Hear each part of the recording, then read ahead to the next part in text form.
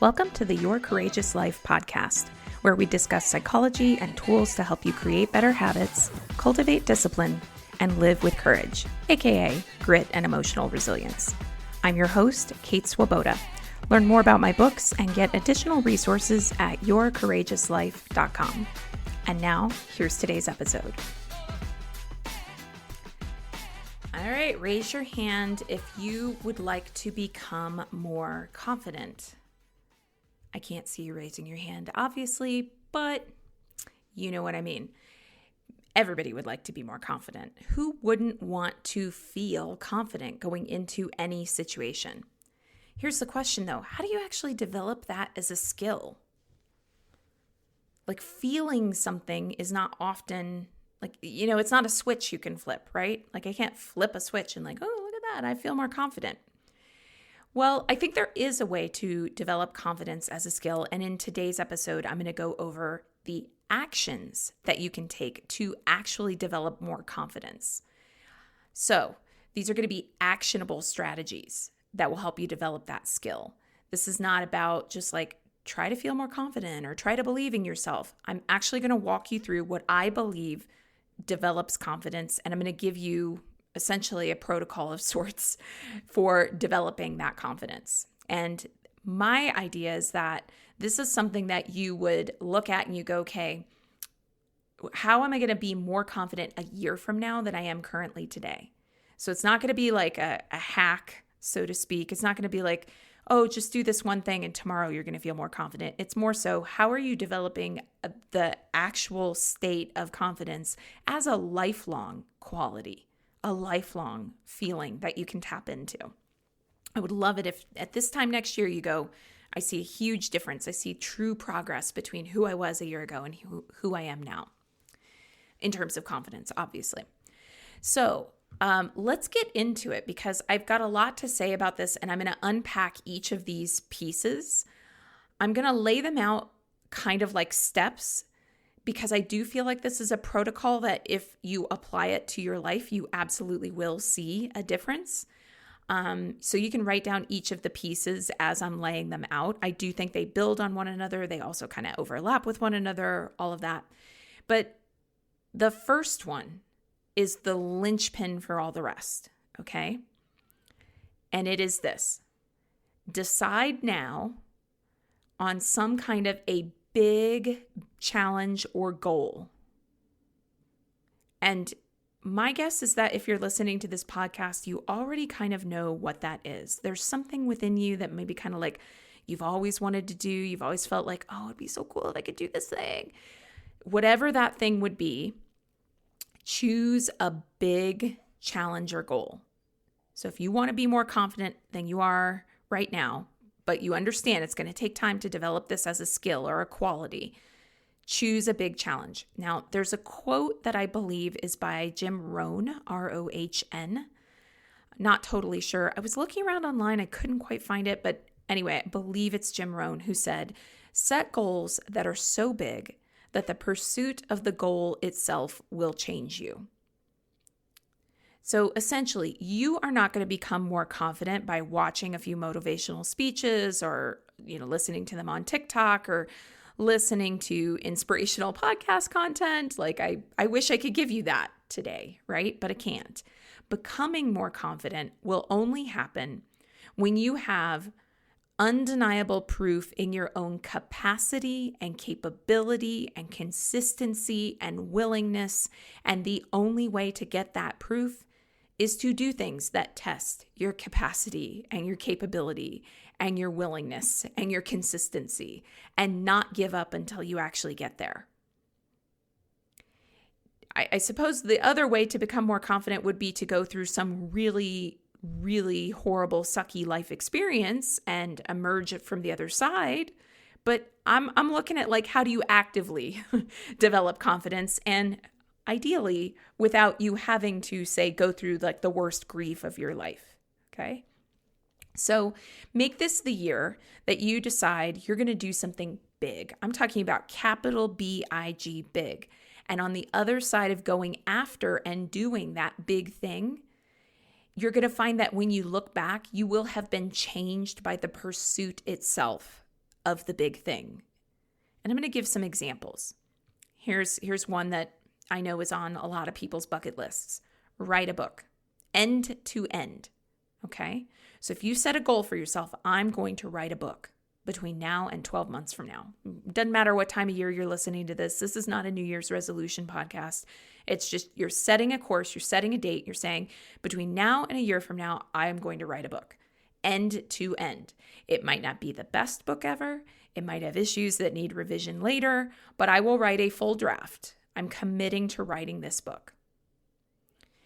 Every single day, if this is your goal, that you sit down and feel like you don't know what to say and you push through anyway, every day that you realize that, oh, geez, what I wrote yesterday doesn't work, it has to be thrown out, that chapter has to start again, all of that is gold. It's so good. Like, this is where it's built. All of that is gold. All of that is the path for you to become more confident, because you're going to look back and go, I didn't give up even when I didn't know what to do, even when I realized I made the wrong move and had to start over. Apply any of what I just said to whatever your big thing would be, writing a book, whatever it would be, it still applies. Another example, sign up for the marathon.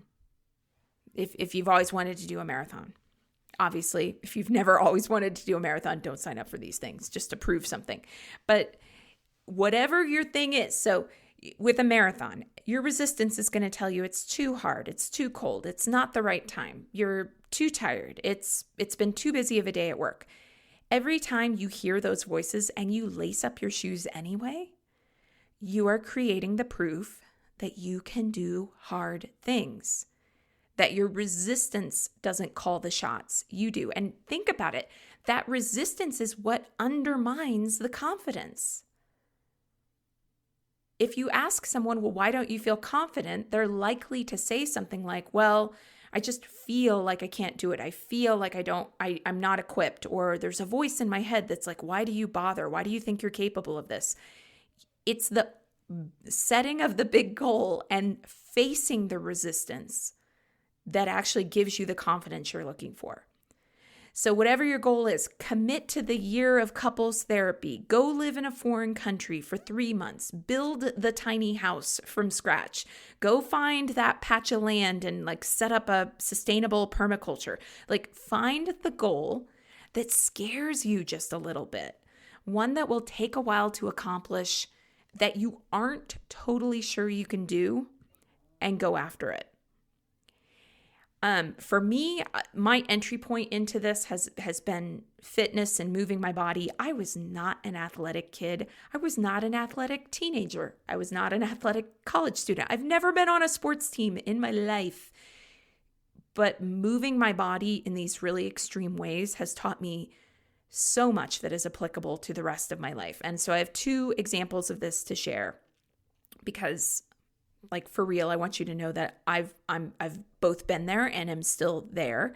So one is that several years ago now, I signed up for a half Ironman triathlon. And in case you aren't familiar, half Ironman distance for a triathlon is a 1.2 mile swim, immediately followed by 56 miles on your bike, immediately followed by running a 13.1 mile half marathon. When I chose to sign up for a half Ironman, I did that feeling uncertain about whether I could do it. And when you're thinking of what that big thing is for you, this is really important. It needs to be something that scares you a little bit. It'll take a while and you aren't sure you could do it. Because when I signed up for a half Ironman, I actually felt reasonably sure that with training, I could do a sprint distance triathlon. There are different distances of triathlons, just like there are different distances of road races, right?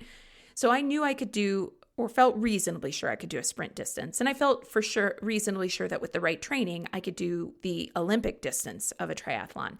But I honestly did not know whether or not I could do a half Ironman. So it's if we put this in running terms, pretty much anybody is going to be able to do a 5K. Pretty much anyone's going to be able to do a 10K. As long as you're careful about your training. You could do a half marathon and you won't get injured. A lot of people probably look at about the marathon distance and go, oh shit, I don't know if I could do that. So for me, a half Ironman was an entirely different beast. And the process of training for that race challenged every self-imposed limitation I had at that time. I mean, it was profound.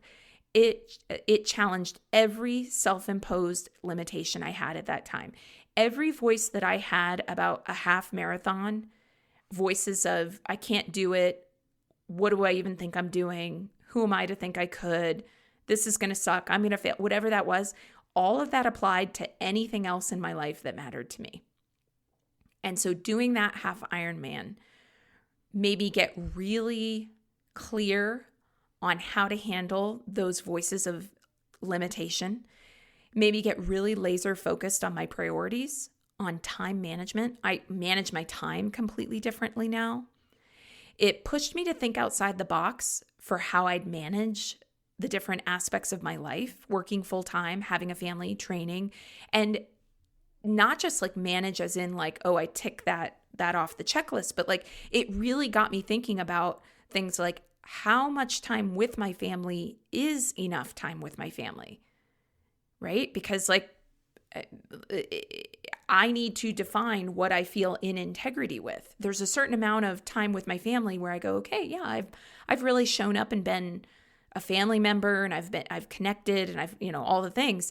And then there's like a certain amount of time where like I just would feel disconnected. So it really got me clear on things like how much work is enough work and how much is overwork, how much time with the family is enough and how much is like not enough or too much or whatever. So quite literally, I am not the same person today. And I'm just talking about mentality. I'm not talking about physical fitness even. I am not the same person today that I was before I crossed that half Ironman finish line after 8 hours and 30 some odd minutes straight of swimming, biking, and running. It's radically different. All right, I said I was going to give you 2 examples, so I want to give you another one. And it's the goal that I'm working on this year. And it's a goal that I am honestly, truly terrified of. And all of those self-imposed limitation voices are coming up again. And it's interesting to see them come up again, but in a different context. And it's the goal I'm setting for this year, which is to run an ultra marathon. An ultra marathon is any running distance over the standard marathon distance of 26.2 miles. Behind the scenes, I don't, it just isn't really part of, I guess, my brand, so to speak. But I have been an ultra addict on the sidelines for many years. I watch the documentaries. I hear about a new ultra running documentary and I'm like, ooh, and I'm all excited. I've read all the books. Of course, I've read Born to Run. Of course, multiple times. So many times. But I've never done one. I've never done an ultra. Not even close. And I have had more running injuries than I can count. And my biggest fear is a running injury because those can take months to work themselves out. Being injured is just a really sucky experience. I'm not even remotely afraid of just like the time. Like it's probably going to take me to do the distance I'm planning to do, like, I don't know, 6, 7, 8 hours or something. Who knows? But that I'm not afraid of. Why? Because I've done a half Ironman that took me 8.5 hours, so I know I have the grit and the endurance. I'm afraid of different things. And the fact that I did it before gives me some confidence coming into this, but now I'm setting a new challenge for myself. It's a new goal. It's a new limit to nudge up against. It's going to push me physically in a different way. It's going to push me mentally in a different way. And I'm curious to see what it's going to bring out in me. So, all right. Back to you though. First big actionable strategy to build confidence is pick a big goal that will take several months to accomplish. And it has to be one, I think, to build confidence that you aren't totally sure you can do. If you know you can do it, it's not a big enough goal. If you think I probably probably can do this, but I'm not sure you're getting in the vicinity. And if you think to yourself, I don't know if I can do this. I want to, but I don't know if I can. Congratulations, you're there. That's the goal. So really, really encourage you, pick something. And if you feel like you aren't sure what to pick, one option would be like sign up for the hard physical effort. Another would be, sign up for like writing a book or something like that. One you never intend to try to get published. But, go with the conventional goals if you don't have one. But I think if you think about it, there's probably something somewhere that you've just always wanted to do. But you're like, I don't know how I would do that. That's part of why when I gave examples earlier, I gave the one of like going to live in a foreign country for a temporary period. Like that's a pretty scary goal for a lot of people. All right. So you've set your big goal. Let's move into where you go from there. You set that big goal. From there, you identify the daily, weekly actions that you'll have to take that are small steps that feed into that big goal. And I alluded to this earlier, but this is absolutely where the magic of developing confidence happens. Remember, it's setting a big goal and allowing the pursuit of the goal to change you and help you to be more confident, not necessarily the fulfillment of the goal itself. And I'm a goal girly. Anybody who's listened to this podcast knows I love a good goal. But the pursuit of the goal is really where the magic is. That's where the gold is. So showing up daily for writing your book or creating your online business or training for the marathon or navigating living in a foreign country or backpacking the PCT, spending an entire year in couples therapy. Whatever your big goal is, it's going to require you to put in some kind of small efforts daily or most days. Obviously, it is not advisable to walk onto the PCT or Pacific Coast Trail without having trained to do a lot of walking while carrying a heavy backpack or understanding what provisions you need. It is not a good idea to quit your job and start a new business tomorrow with nothing in savings and just hope that if you build it, they will come. However, it is absolutely a good idea to, for instance, work for the next year to build your business as a side hustle. It is absolutely a good idea to research and understand the trail or the marathon or whatever it is that you want to cover and what the physical demands are going to be and what supplies you're going to need. This all relates to being more confident. Confidence isn't about being all-knowing or perfect, and no one is. It's about an innate trust in your own capacity. You feel confident when you know that life's storms, they won't break you. They might feel like shit. You might be like, what's going on? You might be like, why did I decide to do this? But it doesn't break you. You build the confidence by really putting yourself up against the small storms of life, which are the day-to-day pieces of resistance that are going to come up when you have to commit. You have to commit. Commit to something that requires that you show up every day, and you will become a person who has confidence because you know that you are capable of figuring it out over and over again and again. You will become more confident because you know that your resistance to taking action doesn't get to call the shots in your life. You do. You call the shots. You decide. The resistance stops having power over you anymore. The voices that say, but what if you can't do it? They don't have power over you anymore. They might be there, but they don't have the power to dictate your behavior. The fears that you have nothing original to say for whatever business you want to start or book you want to write, or that you aren't very good, or who will even care, they don't have power over you anymore.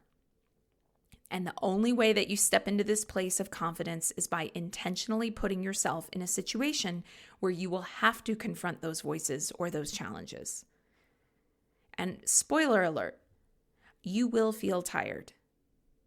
You will have days where you feel like everything in your day went wrong, and the temptation to skip a day of putting in the effort is going to be really strong. You will encounter setbacks, but you keep going.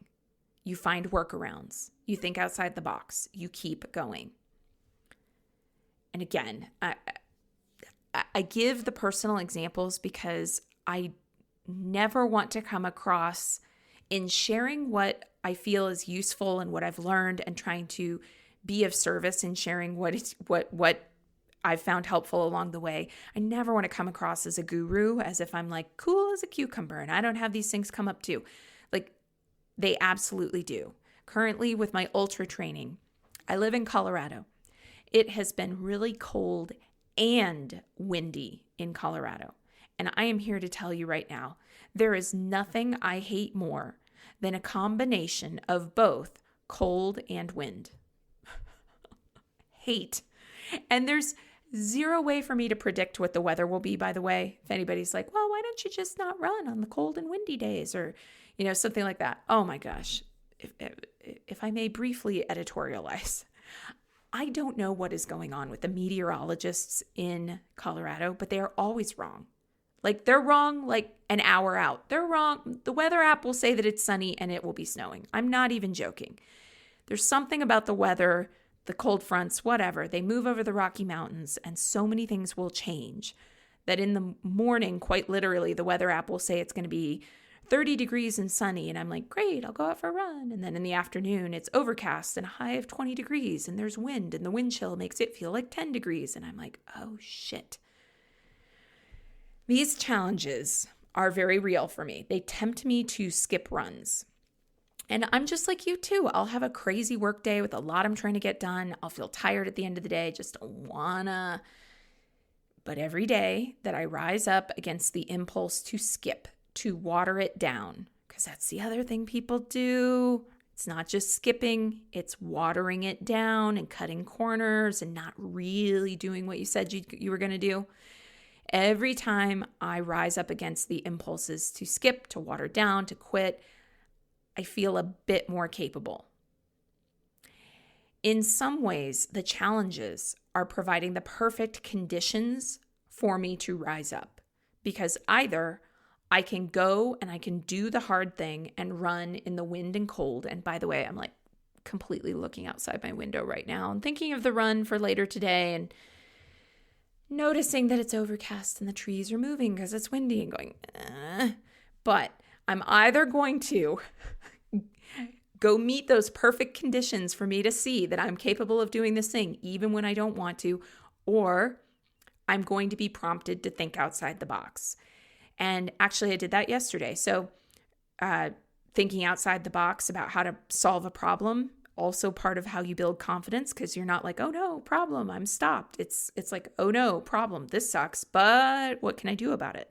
So for instance, with running and the cold weather in Colorado and the weather conditions and all that, I didn't want to join a gym and run on a treadmill to train for this ultra in the winter, because those aren't the conditions I'll actually be running in terms of the terrain, like what my feet are landing on.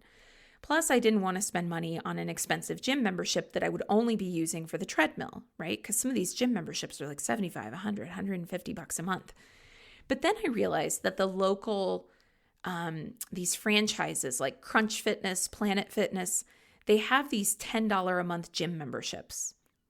And when I look at that, I go, $10 a month? Like, okay, yeah. With a membership that's that cheap, I can do some of my runs. I'll do my running on outdoor routes, on temperate days. And then if the weather sucks, I can just do a few runs here or there on an actual treadmill. Or as I call it, the dreadmill, because I'm not a treadmill fan.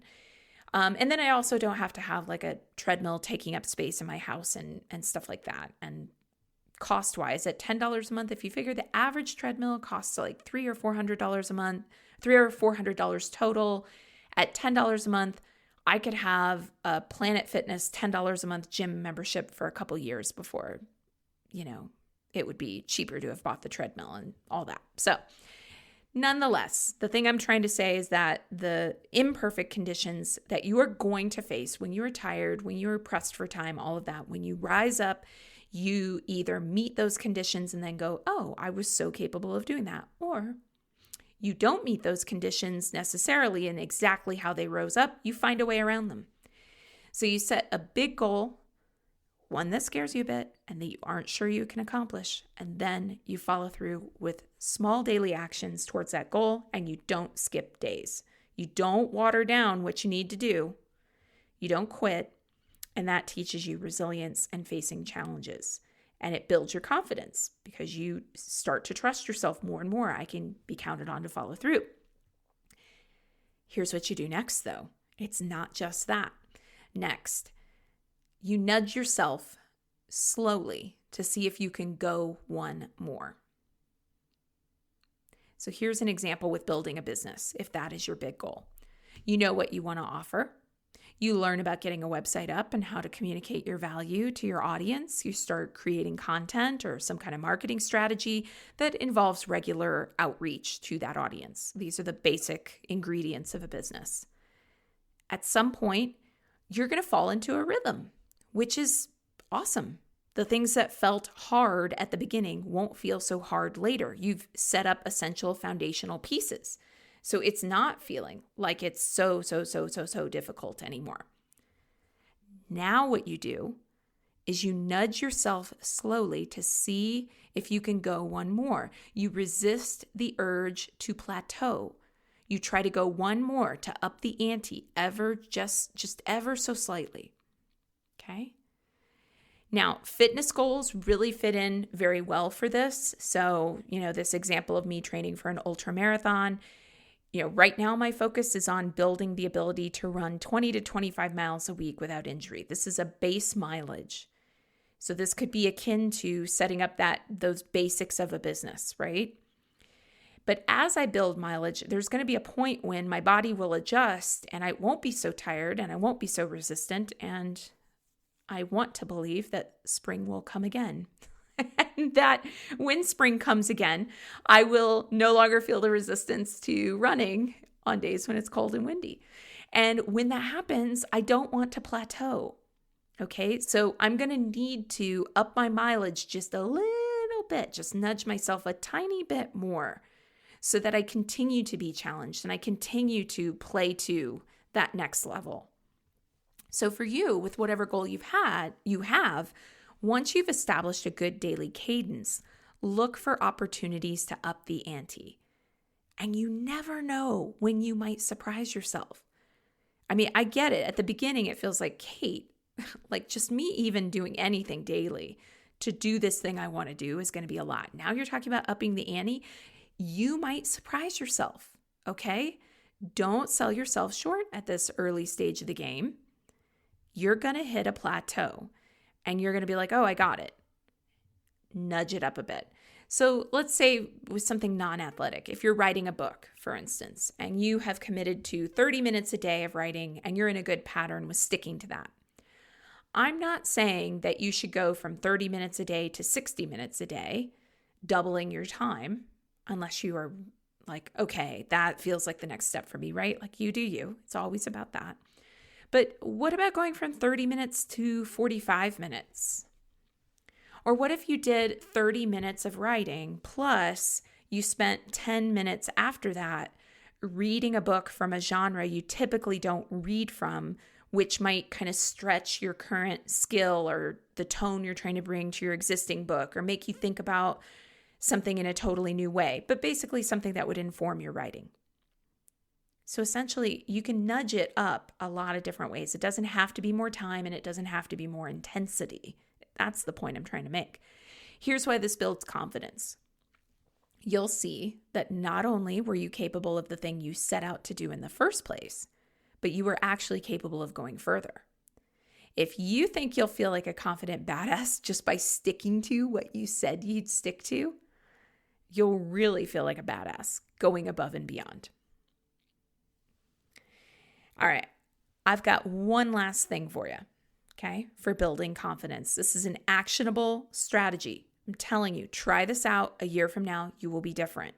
I really believe this. Last one, throughout this entire process, track what you do. And the system that you use does not have to be fancy. I track my running miles on the same paper desk calendar where I track my appointments. Yes, I do in fact still use a paper desk calendar. It's ridiculous, but I do. It works for me. I also could consult Strava because I do connect to the Strava GPS system when I run, and that tracks my mileage and my pace and my overall time.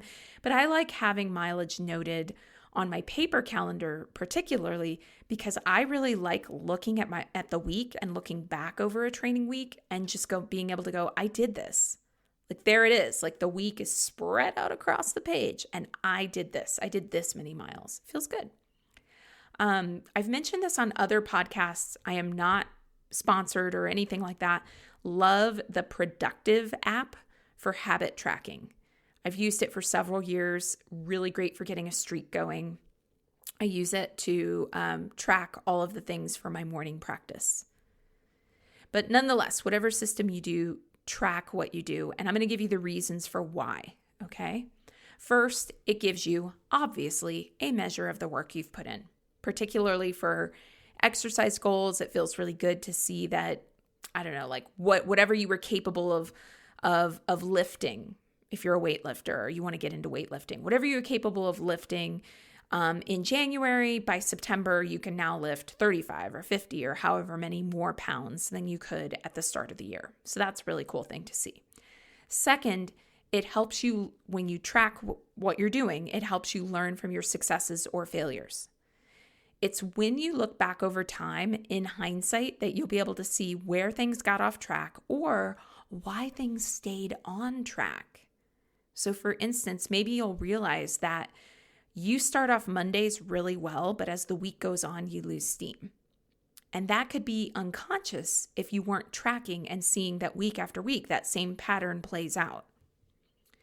Third reason to track. It helps you replicate results when you apply it to other projects. So let's say you decide to run a marathon. Maybe you're like, yeah, Kate, if I ever run a marathon, I'm definitely not running another one, but you never know. Tracking how much you run each week, your first time ever running a marathon, could give you a training plan that you can rely on a second time if you decide that you want to run another one. I actually ended up doing 2 half Ironmans. My training plan from the first one greatly informed my training plan for the second one. Fourth, it's the evidence that you can turn to when you have a bad week or month, and you are going to have them. Bad weeks, even bad months with a goal are inevitable. And when that happens, it's really common for that voice to pop up when this is going on, you're having a rough time, like, you haven't even done anything. What's the point? Why am I even doing, But when you look back over what you tracked and you see that actually you did in fact do a lot, it's really hard for that. It's harder, I would say, for that critical voice to override you or dissuade you from keeping going. Last reason to track. It is so cool to see how little efforts stack up to big wins over time. This is something I talk about at the end of my book, 100% Fully Alive, which gives readers a 30-day program for how to build resilience and recover from burnout. And basically for 30 days, you undertake a specific set of actions, no skipping, 30 days. One of the actions is to spend 10 minutes a day on something creative with no agenda, which means that these little efforts stack up to big wins over time. At the end of 30 days, you'll have spent 300 minutes on creativity. I mean, think about that. For someone who's struggling with stress or burnout, who longs to make time for creativity, but they feel like they never have the time, those little 10-minute sessions of creativity that you're doing as part of 100% Fully Alive will not only help you on a daily basis, but at the end of the 30 days that you undertake as part of 100% Fully Alive, you look back and you go, I invested 300 minutes into something creative and fun. That's 5 hours of time. A lot of people struggling with stress cannot remember the last time they did anything creative and fun, much less 5 hours of it. So, to recap the actionable ways to be more confident, set a big goal. Big, B-I-G, big. One that you're not sure you can accomplish and that scares you a bit. Set a goal that is so audacious that the process of going after it will change you. Then create daily actions that feed into that goal. Do not water them down. Do not skip them. Commit.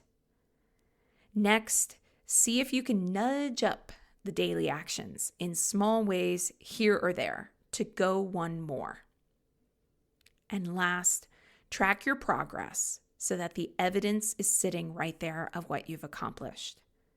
And if you're wondering where to start, I already mentioned it. I, of course, recommend 100% Fully Alive as one option. Head on over to yourcourageouslife.com and look for books in the navigation bar to get started with 100% Fully Alive. And other than that, head on over to your calendar, write down the goal, and begin. No time like the present. All right, that's today's episode of the Your Courageous Life podcast. Thank you for listening. To dive in deeper and continue the work, head on over to yourcourageouslife.com. See you there.